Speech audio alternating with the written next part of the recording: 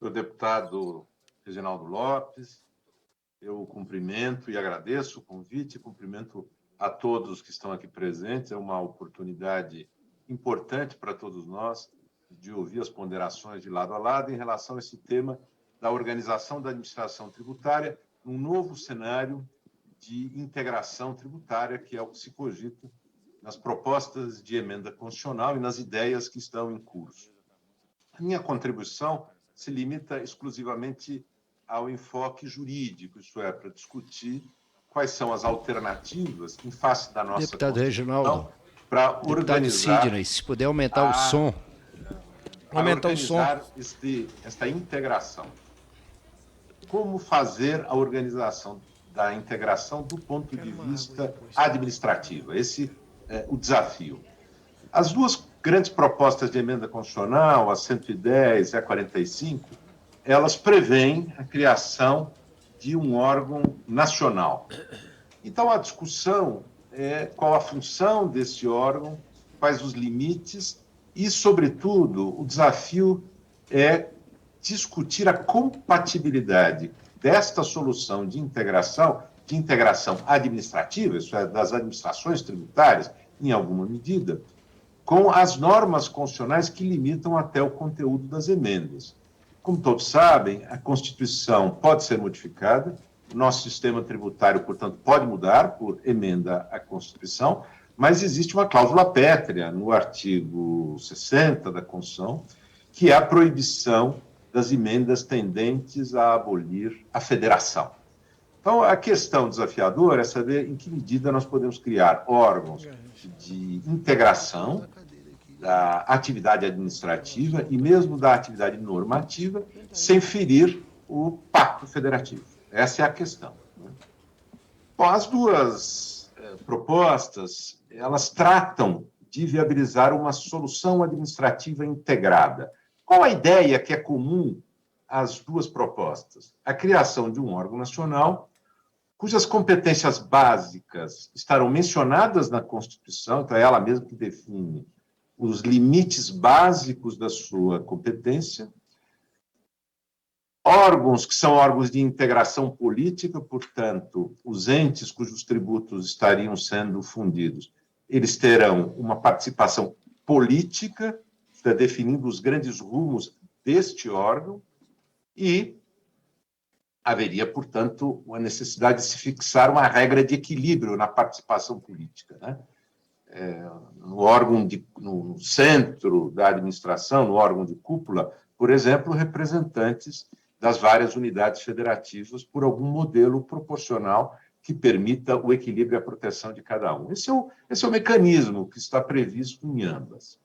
E as competências são mais ou menos semelhantes nas duas propostas, sendo que a PEC 110, certamente se valendo daquilo que já havia sido discutido na sua versão mais atual, detalha um pouco mais, eu diria, para uma feição jurídica em relação a algumas questões jurídicas que são importantes.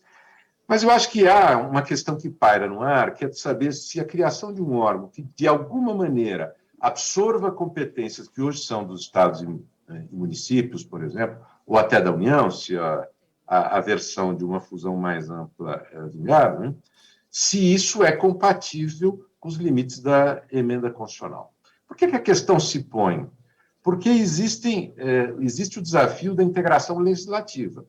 Nós estamos fazendo a criação de um tributo único, os entes que hoje têm competências separadas deixarão de exercer a competência legislativa a respeito desse assunto, ao menos com a extensão que hoje exerce. Então, a pergunta é possível haver a integração da competência legislativa, e em quem seria, naturalmente, no Congresso Nacional, que é o representante de toda a federação. Será que isso é compatível com a Constituição? A solução das propostas de emenda constitucional foi dizer: lei complementar fará as definições básicas, não só sobre o tributo em si, matéria substantiva, mas também sobre a organização desse ente. Pois bem, isto é compatível com a Constituição, a existência de uma lei nacional, fazendo definições a respeito de tributos que podem ser dos estados, hoje dos municípios, e até da União? Bom, a resposta está na própria Constituição hoje, que já prevê a existência de lei complementar por normas gerais de direito tributário. E na medida em que o mecanismo já existe, por lei complementar, faz todo sentido que, em se avançando numa integração maior, a competência legislativa seja exercida pelo Congresso Nacional, que não é bem o legislativo da União, é o legislativo do Brasil, né? É um legislativo que hoje já exerce competências em relação a matérias administrativas estaduais, municipais e federais em conjunto.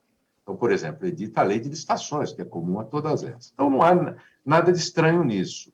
E é natural que uma lei como essa tenha a competência de detalhar, tenha a atribuição de detalhar a estrutura desse órgão administrativo nacional, um conselho nacional, que nome tenha, porque, afinal de contas, isso passa a ser uma matéria estrutural para dar cumprimento às normas constitucionais. Então, a competência legislativa federal, por meio de lei complementar, para tratar disso, certamente não pode ser impugnada como algo que viole o modo como a Federação Brasileira foi constituída em 88.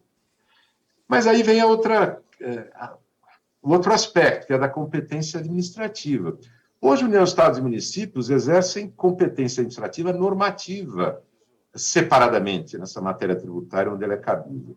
E essa competência normativa pode vir a ser centralizada neste órgão nacional. Isso é natural. A pergunta, e outras competências, como de arrecadar, distribuir, gerir a arrecadação, enfim, operacionalizar.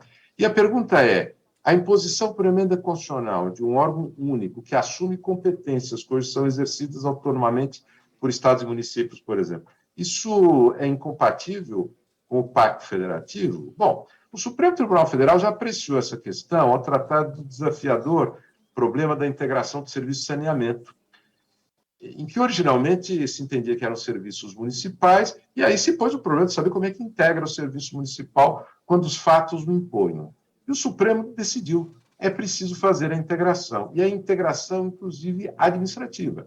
E, portanto, é preciso criar um órgão que integre o Estado e os municípios na definição administrativa sobre o serviço de saneamento.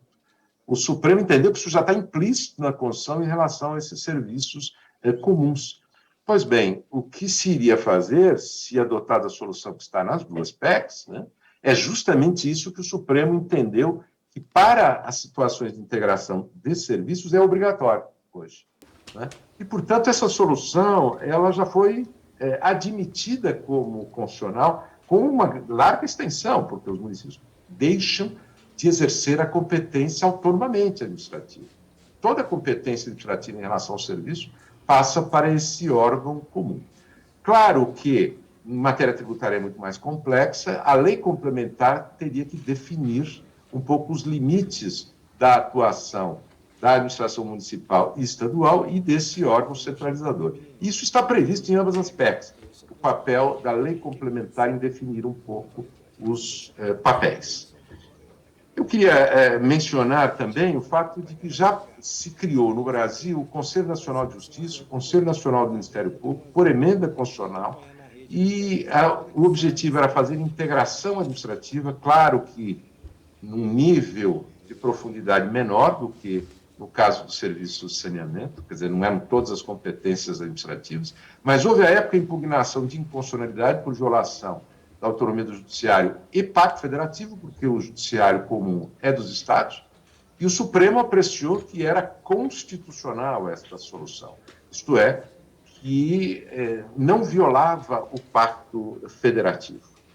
E é possível, por meio da emenda constitucional, impor alguns parâmetros que garantam aquilo que é o essencial, e digo isso para terminar, que se garanta a autonomia financeira dos estados e municípios. É essa a razão pela qual hoje eles exercem a competência plena, inclusive legislativa, sobre seus tributos. O que se quer é garantir que eles tenham a fonte de recursos, que ela seja segura, desde que a Constituição paute adequadamente a lei complementar, e a lei complementar trate com equilíbrio os interesses dos estados e municípios, isto vai garantir que a autonomia dos estados e municípios seja preservada. E é essa a razão da autonomia tributária. Portanto, o Supremo Tribunal Federal, se tivesse que apreciar a constitucionalidade de uma PEC como a que está em discussão aqui, levaria este critério em consideração. Portanto, há um largo espaço, senhor deputado Reginaldo Lopes, e agradecendo mais uma vez e a todos os presentes, mas há um largo espaço para a emenda constitucional organizar um órgão comum e dar à lei complementar a tarefa de detalhar o limite das competências dele com as administrações tributárias descentralizadas. Muito obrigado. A comissão que agradece o senhor pela belíssima exposição. Passamos a palavra ao próximo palestrante, Cássio Vieira Pereira dos Santos.